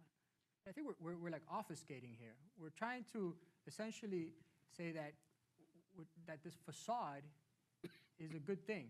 That hey, look at the China model is probably better. That this facade is, but yet what we're trying to get to here is that's exactly the problem. It's a facade. Nothing I said, no fact or no figure, no control. The issues, the Cuban military's control, etc. Those are facts. Those are undeniable. That they're under the facade. Hey, that's the whole point here. You're seeing the facade, but you're not seeing what's under the facade, and that's the problem. If journalists, and journalists sometimes know what they're doing because at the end of the day they have conditions and they're going to get kicked out of the country and things of the sort. But if other people are okay with that facade, just imagine those that aren't even aware of what's under the cover. And that's what we want to do. We want to help lift that veil so see what's under the hood of the car because it's ugly. It's really ugly. And then I respect the Northern Ireland peace process, and I always get this whole thing, well, we can't get through the past if we don't talk, etc. Fair enough. When the atrocities, when the human rights violations and everything in Cuba are the past, I'm willing to sit down and have conversations with my political foes civilly like I do here, like we do right here. But the thing is, it's the present, it's not the past. So you can't have a conversation with someone that with one hand is shaking ears and with the other hand is torturing. That's illogical. Nelson Mandela said that he cannot, when they offered to release him from prison to have conversations, he said, I cannot engage or negotiate until I'm a free man. That's the problem. The Cuban people aren't free. There's no one to talk to because you're beating people with one hand and shaking with the other. It's illogical. Okay, Mr. Fernandez, did you want to jump in at this point? Bill, did you want to provide a mic? Well, there's a mic that'll be there in just a second. Can you hear me now? No, I raised my hand a little while ago because I think the first question was, is it ethical and legal for the Cuban government to be dealing with all the government property, the private property that they stole back in 1959, 1960, 1961, because they started out little by little, but at the end, they stole everybody's property. So now all that property is the one that they say, oh, let's come to La La Land, and invest here, unstolen property. I'd like to hear a response, not about the embargo, about the moral and ethical reasoning that you can come up with as to why is that hunky-dory? Okay, yes, Dr. Torres. Obviously I was not born when the revolution came into power, 59. So it's very difficult for me to judge events at that time. From a technical point of view, some clarifications about claims on expropriation. That's an international practice that is within the international law. Just to mention one example, Argentina just did that 3 years ago. Nothing happened. They compensated the Spanish company that was expropriated, and that's it. One point is that the U.S. government never wanted to negotiate the claims with the Cuban government, because the underlying idea of the policy was that regime will collapse sooner than later. Then we'll take everything back. It hasn't happened. Cuba negotiated settlements with all other countries, not saying that it was a good idea, economically efficient, or anything like that. But it happens in the world almost on a daily basis. It happens. In market economies like Argentina, it happened. Many other countries as well. Cuba settled those claims with Switzerland, France, Canada, all other countries, but not with the United States, because they were not interested in negotiating anything. So I think that's essentially one issue. I don't think everyone's property was stolen. My family comes from a farmer's family in central Villa Clara. My grandfather had a small plot. His property was not stolen by the government. He kept that as he kept his house. So, I mean, I think reality is it is a lot more complex. I don't see, frankly speaking, I'm 35. I don't see life in black or white. I refuse myself to see life that way. It's neither black or white, something in between. And again, my point is, dialogue and engagement is a better way to deal with whatever issues we've got in Cuba, not isolation and punishment. And again, over again, punishment goes on the shoulders of the Cuban people, not the government. And I don't know if you're aware of that, but there are 5 hotel chains in Cuba. Gaesa does not own every hotel in Cuba, and certainly does not own Hotel Nacional, which is managed by Gran Caribe. Pardon me. Hotel Nacional is part of Abaguanex, and it was just taken over by Gaesa in the last few months. As a matter of fact, wait a minute. Here, wait. Hotel Nacional is managed by Gran Caribe. No, pardon me.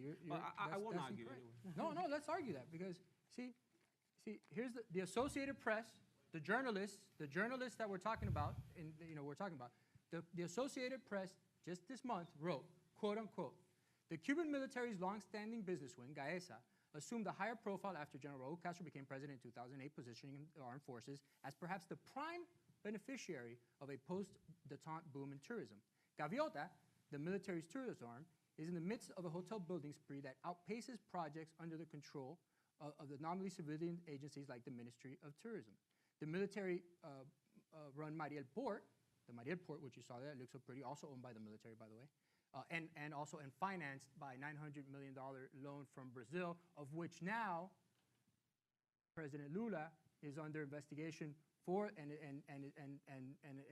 there's an investigation in Brazil over that $900 million loan and the trafficking of influences, et cetera. And by the way, on that same port of Mariel is where the worst UN sanctions violation in modern history, 240 tons of arms to North Korea, came from the port of Mariel, stemmed from there, quietly, hidden, because it's run by the Cuban military.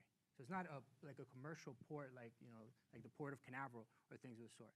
So the military, the armed forces this year, took over the bank that does business with foreign companies, assuming control of international financial transactions according to bank official and things of the sort. So, I mean, these are the companies. It's in that AP. Read that AP article. It's in that same AP article. It just came out 3 weeks ago, and you'll see Abaguanex, which was run by Eusebio Leal, was just absorbed by Gaesa, which includes the Hotel Nacional and a lot of the different areas of and then Gran Caribe, which is actually the only one of the chains that is not owned by Gaesa, is owned by the Ministry of Tourism, who the head of the Ministry of Tourism is a colonel from the Cuban Armed Forces. It's the same thing. It's the same thing. Let me open it up to, just a second, there's a mic. The mic will be at you just, yes, thanks. Thank you. I think Spain has some collaboration with Cuban government. Is that true? I think they have Meliá hotels in Varadero. I They would don't- like to The know if that Spanish is true. Right? What they have are management contracts.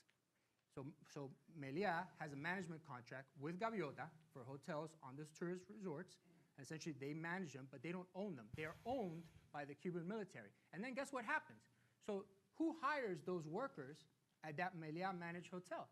The Cuban Yes. military hires them, keeps 92% of their wages. So the and takes it. 100% goes to the Cuban government. Meliá in Spain put the name and it has And no... it has a management contract. They get paid for a management contract. The Cuban military gives them money to manage it and operate it. And the Meliá company doesn't get any money at all? The Meliá company gets the management contract. So the Cuban military, Gaviota, pays them to manage the hotel. But the money, who owns the hotel, who owns the property and owns everything, is Gaviota, is the Cuban military. Okay. Any other country in that same situation of sharing management?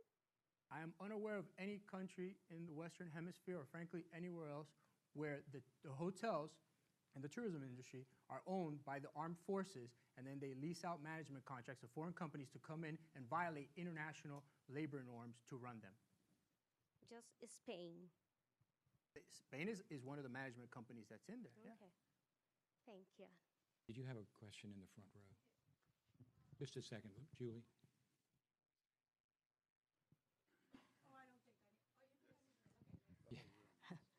Yeah, the whole room wants to hear. I just wanted to make a comment. This is very interesting. All of you are very interesting, and I'm really learning a lot today. One of the things I want to say is, do you not think that conversation is important with people that you do not agree with, governments that perhaps you have great disagreements with?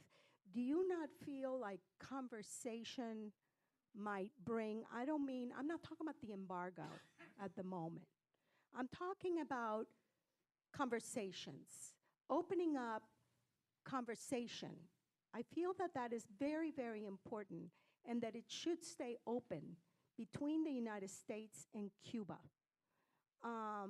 Like in any other country, but me being Cuban, I'm interested in that because I am very, very interested in the well-being of the Cuban people, not the government. And I'm just wanting to bring that out. And how are you going? And I hear a very a line. I want to call it, and I do want to call it a hard line. Where's Leopoldo?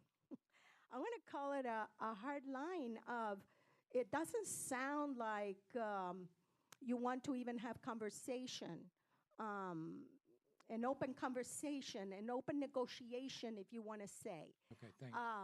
And so I want to just ask about that. Well, but a conversation has to have an end. So, I mean, conversation for the sake of a conversation is really a distraction.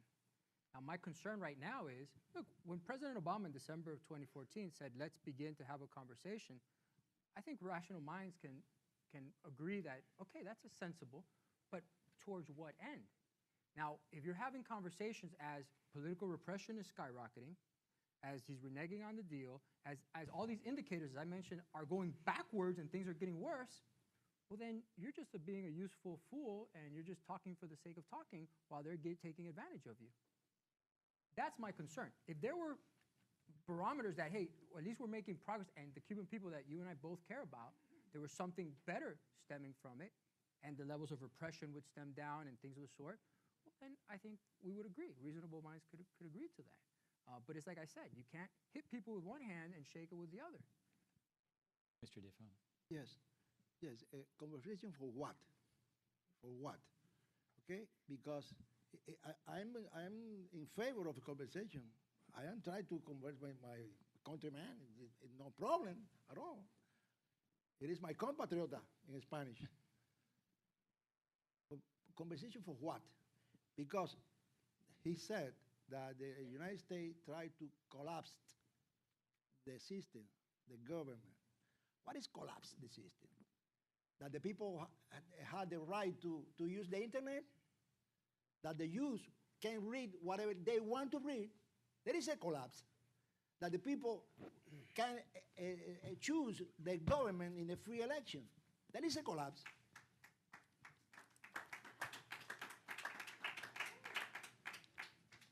May I say something Can I say something? Yeah. about?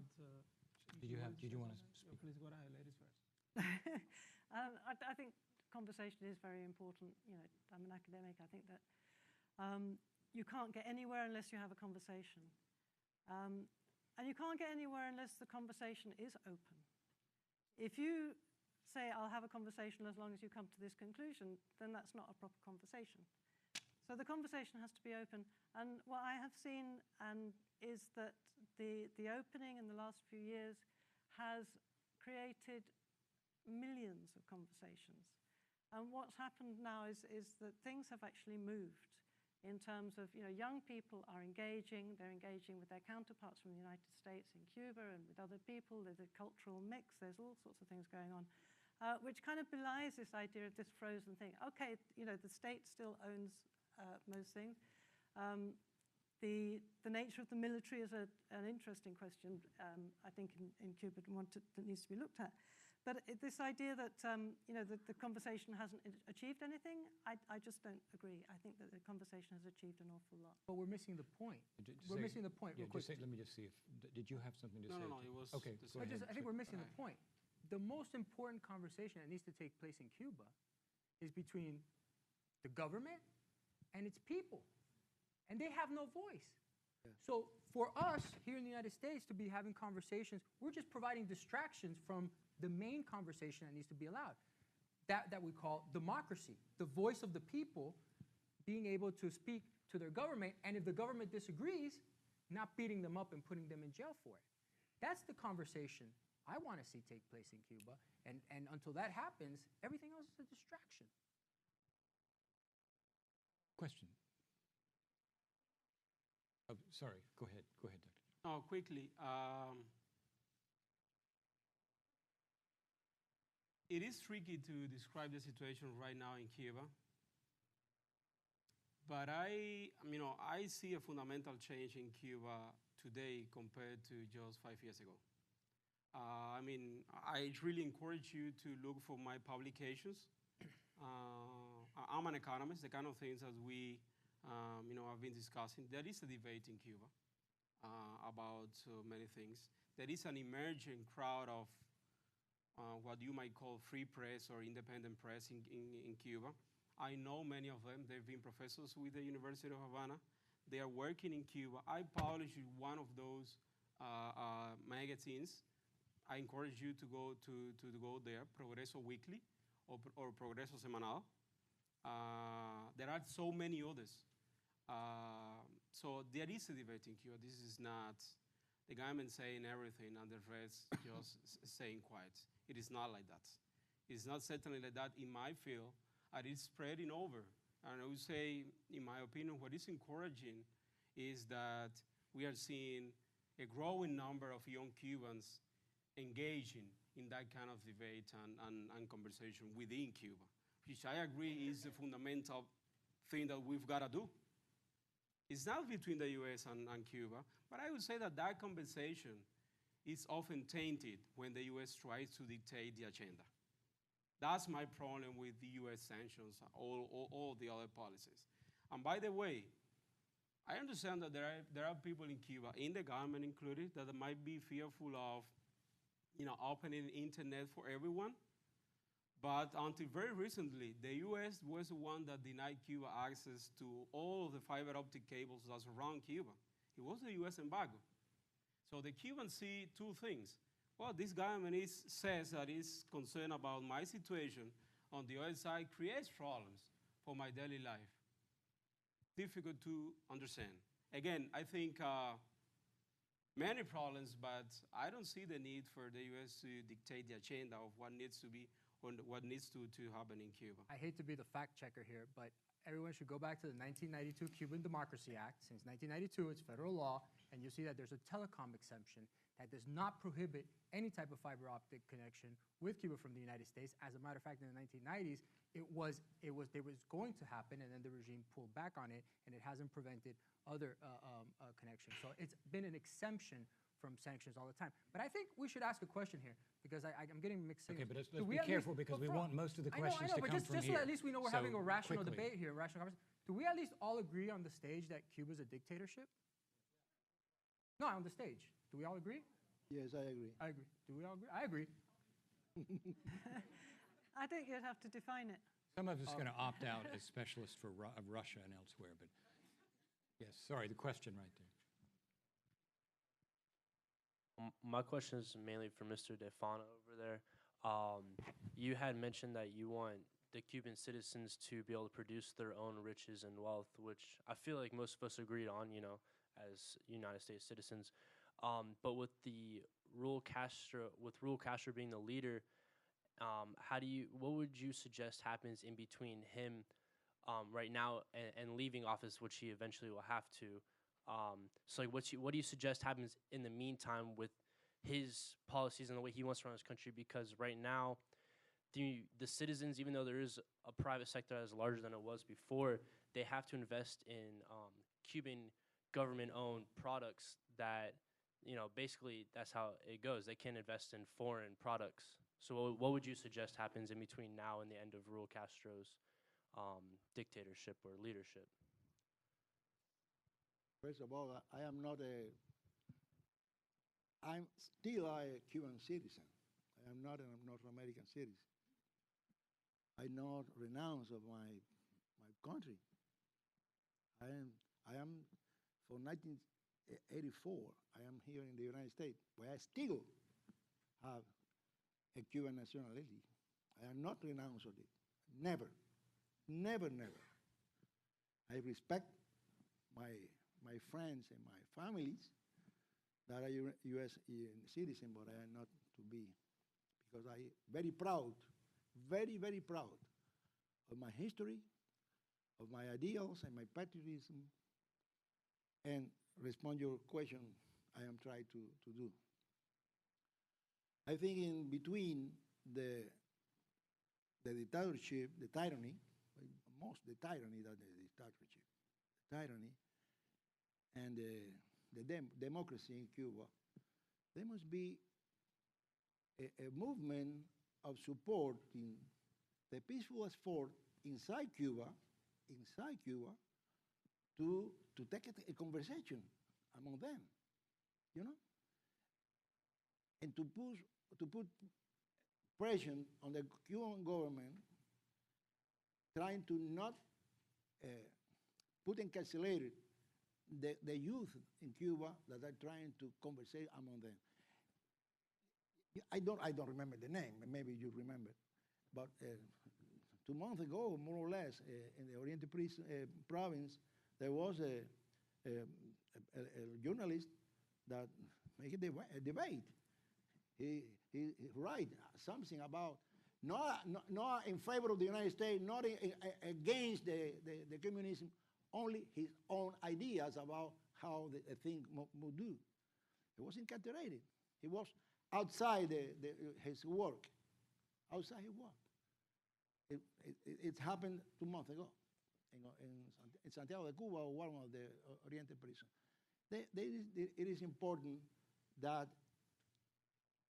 all over the world, especially the students, the faculty in this university and other university, to understand how the people inside Cuba want to be free.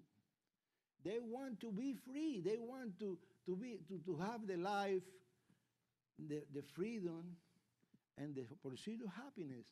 And that is in North American Constitution. They want it. They want it. And only because of the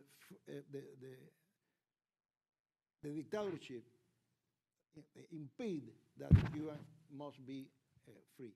I respect all of their ideas. I respect the socialism. I respect all of it. But respect me. Respect the other people that have not this idea. Try to live in a democracy. Democracy is different ideas, different positions in the society to work together, to get happiness for over the country. Okay, questions? We've got several. Yeah, real quick, I got a question.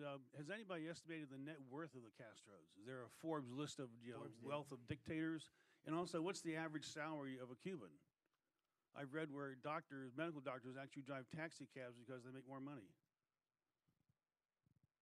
Forbes actually did at one point, and they estimated, and it was a very conservative estimate. It was like $3 to $5 billion, and then Fidel Castro famously came out and said, "I challenge to show whatever," and then actually some things where then Forbes came up with some kind of the documentation based on their estimate, and then of course, obviously, then Fidel shut up. In that regards, the average salary is approximately it's about and correct me from the Economist if I'm correct, is around $20 a month. Yeah, I mean, it's an interesting question that because, we've had debates about it with Cuban economists, the value. I mean, if you're doing the value of a salary, it should be really in purchasing power parity or something in the purchasing power parity. And if you use the exchange rates that I said there, then, a Cuban would be receiving something like $5 a month in 1993. Clearly, that's not the accurate figure because otherwise they would all be dead. Right? So there's something wrong with the way that you measure it. So they receive some goods at heavily subsidized prices, and so to work out the actual value is very difficult, which is actually part of the problem with debates on economics within Cuba because you don't have a single set of prices. You have lots of different sets of prices. It's a crazy economy. So it's actually very difficult to do that. I think, yeah. I tell you, we've only got about 5 minutes left, and I've seen a number of hands that we haven't gotten to. Could I ask just maybe we could collect the final 2 or 3 questions and then fairly quickly if there are responses from the panelists?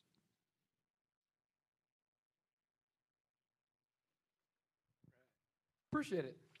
All right, so I got a question for you, Dr. Torres. So it seems that the focus from your point of view comes from what the U.S. is doing or cares about rather than what is actually happening to the people of Cuba. So my question is, from your point of view as an economist, do you focus solely on what is somewhat efficient from the government's point of view or on the well-being of the people and the individual rights of the citizens? Because I feel like we keep talking about what the U.S. is doing, isn't doing in Argentina or somewhat. And then going off that, then what is your definition of morality in regards to, it's obvious that the conditions of the people are not great from what we're talking about. So how do you handle that and what is your main focus? Okay, let's wait on that and we'll just collect them. Yeah, Mike, first I want to say thank you to all 4 of you for coming out. It's been a very interesting talk, so thanks again. My question is, how, if at all, do you believe that the Cuban government is being transparent with the U.S. and other foreign nations? Yes, thank you. I just wanted to ask, do you feel that input from the United States economy into the Cuban economy, like money-wise, will help or will it hurt the citizens? Like not taking the morality out of it, is it necessary for other countries to trade in order to lift up the poverty line of Cuban citizens? Okay, is that the last question then? I think, okay, maybe fairly quick responses if we could. Well, obviously, going to your question, I could understand part of it, but, I'm an economist, but I'm also a Cuban citizen living in Cuba, so I care about everything. This is not about money alone. Although if you ask ordinary Cubans, they will be essentially interested in being better paid. Not necessarily about democracy and that kind of things, but I do think those other things are important. So I care about everything. My specialty is economics, so I'm trying to use economics to advance change and a better Cuba. And I think that is going to happen through engagement, not isolation. Again, as I've said many times. We are living in the globalization era, which is about interdependence among countries. trade, investment, finance, travel, all, internet, information, that kind of things. Those are important to improve people's lives for every country. Cuba's a small, developing country, so trade and integration into the world economy is even more important. And the U.S. matters. Why? Because it's very close and it's a super big economy. As it matters a lot for Canada and Mexico and the Bahamas and the Bermudas and all of those countries. The U.S. is the first or the second largest trading partner, or I would say, broadly speaking, economic partner of most Latin American countries. The first or the second largest. Why would it be different for Cuba? So I think it is important. And that money is not going only to the government. It's going to the people as well. So I think, again, the reality is more mixed and complex than just a few facts and numbers out there. Anybody else wish to yes, speak very briefly? Very much so. So look, at the end of the day, the important issue is that over 150 countries in the world do business with Cuba, and so we don't have to theorize about this. We know what it looks like. So you'd be hard-pressed to argue that the Cuban people's lives are great with these 150 countries that do business with Cuba, and it hasn't really trickled down. It's funny because people always argue about trickle-down economics, and we can argue whether it works or not in an open capitalist system, but I can guarantee you that in a totalitarian command economy, it doesn't work. It's just not the case in that regards. The Cuban people don't get money from foreign enterprises in Cuba. The foreign enterprises pay the state entities. The foreign enterprises can't hire Cuban workers directly. So you really have to take it 4 or 5 notches down to argue how foreign investment and foreign trade with Cuba puts money directly into the hands of the Cuban people, because that's prohibited to them by law. But finally, let's put this in this big perspective here, because what we do all agree on is that Raul Castro is going to perish at some point, and so is Fidel and things of the sort. So this is about the future. My concern is that if we right now unilaterally lift sanctions to Cuba, we are stealing the future from the Cuban people. One of the provisions that the Obama administration just recently put out is something called contingency clauses on contracts with Cuba. The reason he's doing this is because essentially he wants big U.S. corporations to go down there, sign contracts with Castro's monopolies, with a clause saying, okay, but this won't take effect until after the embargo is lifted or until, et cetera. And therefore, you already have, essentially, it's to have the piñata effect. So what's my concern? We're stealing the future from the Cuban people. All of that business that should go down eventually to Cuba, when the Cuban people are free to sign contracts with McDonald's, to sign contracts with Starbucks, to sign contracts with, you name it, whatever foreign U.S. company there is. If you essentially steal that from them and put it in the hands, so therefore the monopolies of the regime can right now take and essentially cut those contracts with these companies now, guys, that's a United Fruit Company policy on steroids. Okay. And yet the left thinks it's great. Hey, we criticized it historically when the United Fruit Company was cutting deals with military dictators in Latin America to do business. And yet we're here and we want to applaud when these American companies are going to go cut deals and steal the future from young Cubans tomorrow, that they can freely partake in those business. So right now this piñata can be created where these mafias and the Castro family and the intelligence officials in the military can take it. Don't steal the future from them. It's not worth it. I'm going to turn to Dr. Morris and see if she has any final comments. I think it's a bit hard to argue that, as I showed, that the trade has increased, and that's with other partners apart from the U.S. It's a bit hard to argue that that hasn't trickled down at all to the Cuban people. It certainly has. It's certainly made life a bit easier now than it was 10, 15 years ago. So it does trickle down, and so I would dispute that, and we'd have to have a follow-on discussion about that. Follow up on that one. And I would have, and it's trickled down, and it's also opened space. I would say that engagement has been working, and it's created a trajectory, in my view, that is a different one than the one that you see, and we need to debate a bit more. There's a difference between travelers. There's a difference between. I'm going to interrupt you, and I'm going to give the last word to Mr. DeFana, not you. No, I only want to say that as soon as possible, I really want to be in La Habana, to be in Santa Clara with Torres, to take Placetas, where live a good friend of mine that was 70 years in prison. Black people, very bad, more black than Mandela. 17 years in prison. He lives in La Habana, in Placeta he's living. But I want to be with Torres, to taking a mojito, Hopefully a cup of coffee, Sooner than later. without the police around us. Never. Well, I really want it. All right, well, thank you. This has obviously been a very difficult conversation, but also, thankfully, a civil conversation, thanks to our four panelists who brought us great experience and expertise, and they've expressed their ideas passionately and clearly and compellingly, and I think you've had an incredible chance today to hear two different sides of the debate on Cuba-U.S. relations. So thanks once again. Thanks to Mr. Fernandez, and thanks to you all for coming out of your